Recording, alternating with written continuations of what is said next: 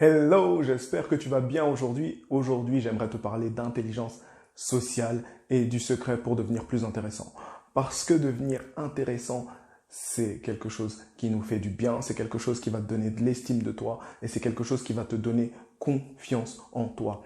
Lorsque tu vas interagir avec les gens, lorsque tu vas parler, lorsque tu vas te lancer dans quelque chose, lorsque tu vas être exposé aux yeux des gens, eh bien c'est ça qui va te faire du bien, c'est ça qui va te dire, ok, je suis capable de. Même si je ne suis pas encore capable de pouvoir faire ça, eh bien, je sais que je peux aller de l'avant, essayer et y arriver, même si je me plante au début.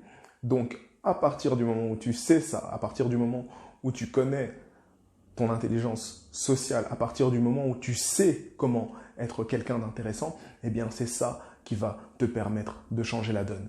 Et pourquoi est-ce que c'est important? Eh bien, moi, ce que je vais te dire, c'est que on nous dit souvent, apprends à écouter. Oui, je l'ai dit aussi. Je dis dans mes vidéos, apprends à écouter, apprends à comprendre.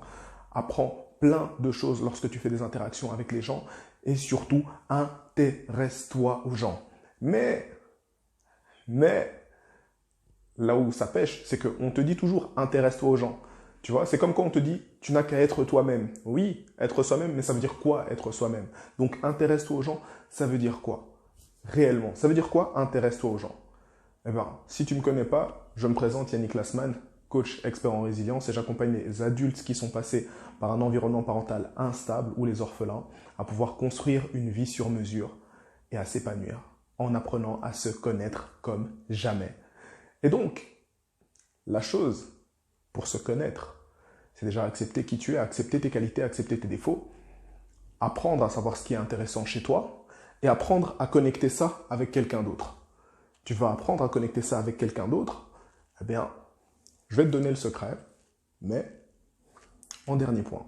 Parce que sinon, c'est pas intéressant. Sinon, c'est pas du tout intéressant. Donc déjà, like, abonne-toi si ce n'est pas encore fait, tu vois. Et puis, tu me mettras en commentaire ce que tu penses de la vidéo et partage un maximum. Ok? Donc, te connecter avec des centres d'intérêt communs avec quelqu'un. Ok, ça c'est quelque chose de bien. Apprendre à écouter. Apprendre à écouter ce que la personne dit. Apprendre à rebondir sur ce que l'autre te dit. Tu vois, c'est quelque chose de très très important. Parce qu'à partir du moment où tu arrives à bien écouter, à partir du moment où tu arrives à te dire, ah ok, déjà on a quelque chose en commun. Ok, c'est bien. Déjà, eh bien, j'arrive à mieux écouter. En plus, si tu t'intéresses réellement, si tu t'intéresses vraiment profondément à ce que la personne va te partager, eh bien, forcément, tu vas pas te casser les pieds en fait dans une discussion. Tu vas être investi parce que tu vas prendre du plaisir. Et c'est ça qui est aussi très très important, c'est de pouvoir prendre du plaisir. Parce que c'est ça qui est le plus important lorsque tu vas discuter avec quelqu'un et lorsque la personne va discuter avec toi, c'est que tous les deux, vous puissiez prendre du plaisir dans cette discussion, dans cet échange. Parce qu'à terme, si tu n'arrives pas à prendre du plaisir, ben voilà, tu vas devenir quelqu'un d'ennuyeux. Mais alors, comment faire pour que une discussion soit plaisante, soit intéressante, il y ait des points communs en posant les questions sur les passions. Tu peux poser des questions sur les passions avec l'autre personne, trouver ce que vous avez en commun, être réellement connecté, mais, tu voulais l'astuce. Tu voulais l'astuce. Est-ce que tu connais la différence entre les questions ouvertes et les questions fermées? Question fermée, c'est une question est-ce que. Donc ça veut dire en fait que tu vas poser une question, ça va finir par oui, non. Ça veut dire qu'à chaque fois que tu vas poser une question, tu vas bien? Oui. Tu vas pas bien? En effet, je vais pas bien. Ok. Comment tu vas? Ah, super, et toi? C'était chouette ta soirée d'hier? Ouais. T'as fait quoi de beau hier?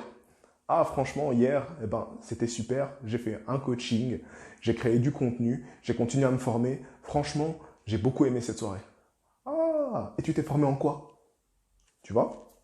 En quoi? Pas, c'était bien ta formation? Ah, ok, c'est chouette. Non.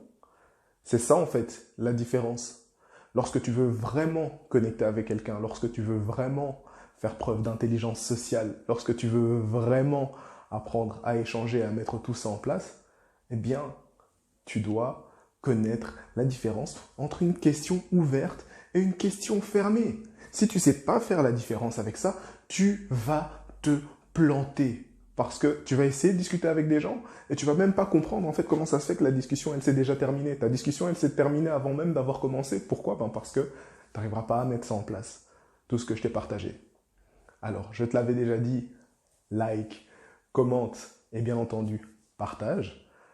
Abonne-toi si ce n'est pas encore fait, parce que je vais faire plein de vidéos, j'ai déjà fait plein de vidéos sur tes contenus, mais je vais aussi t'apprendre à mieux te connaître toi-même et à savoir comment utiliser tes ressources pour pouvoir t'épanouir.